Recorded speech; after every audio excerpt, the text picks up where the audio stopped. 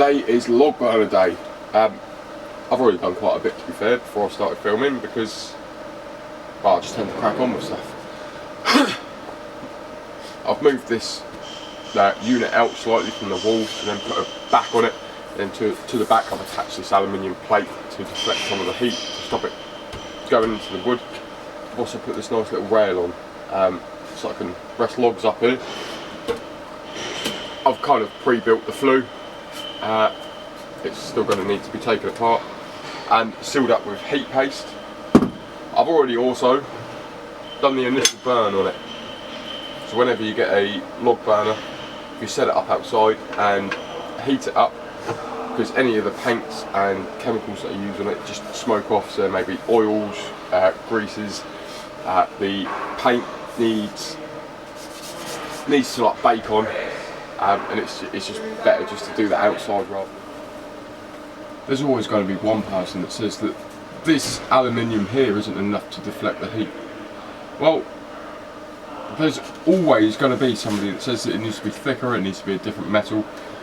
There's 5 centimeters between here, and then there's 5 centimeters between here. So before it hits this wood, there's 10 centimeters of space, and then there's another 15 centimeters from this piece of wood to the wall. And also, what I've got behind here is one of these. So this is it's a retractable one for all those heat diffusion experts and engineers out there that are going to say that aluminium's not correct, and it just slides away, ready for travel.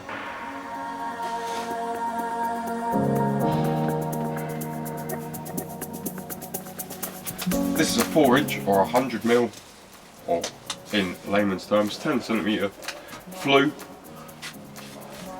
This is a little bit bigger. This is the super sophisticated cardboard aided design I like to use to be able to figure out where I'm going to put the hole. That goes there like that. And then I've got a plate somewhere in it. I'm not going to look for it right now. I'm going to cut a bigger hole so that this doesn't touch anything, and it's going to go straight through the roof. So let's get cutting.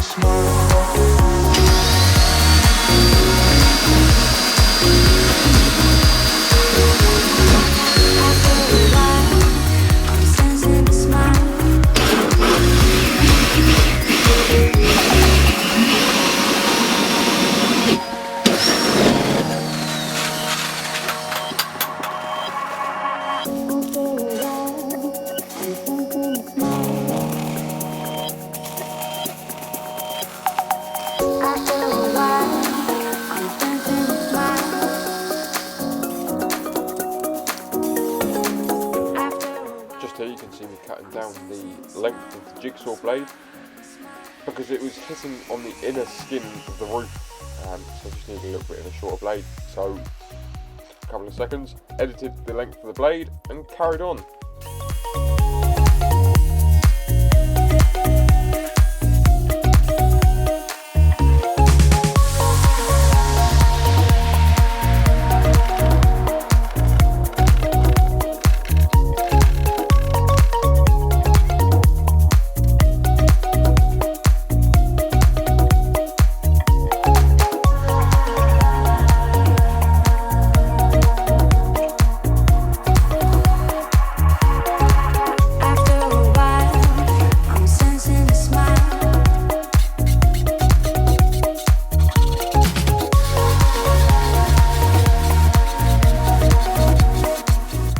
Taking some time here just to file off the edges before I do the final install. And yes, before anybody thinks that this is not ordinary bathroom sealant, this is 300 degrees special black goopy stuff, specifically designed for this job.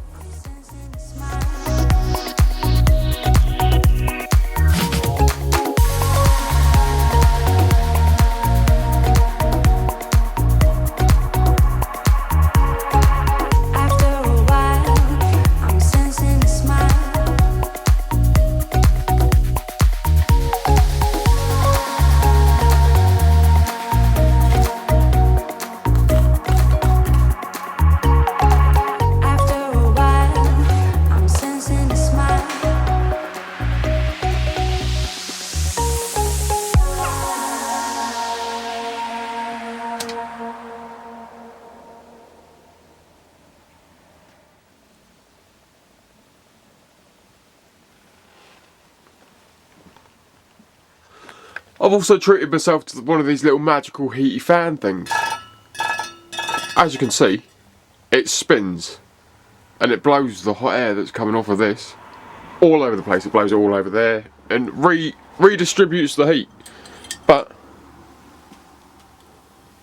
there's no batteries.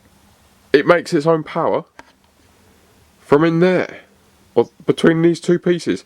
I don't quite understand how it works, but it does, because it's going. And it's actually quite a nice breeze coming off of that. And I think it's going to get faster and faster the hotter that gets.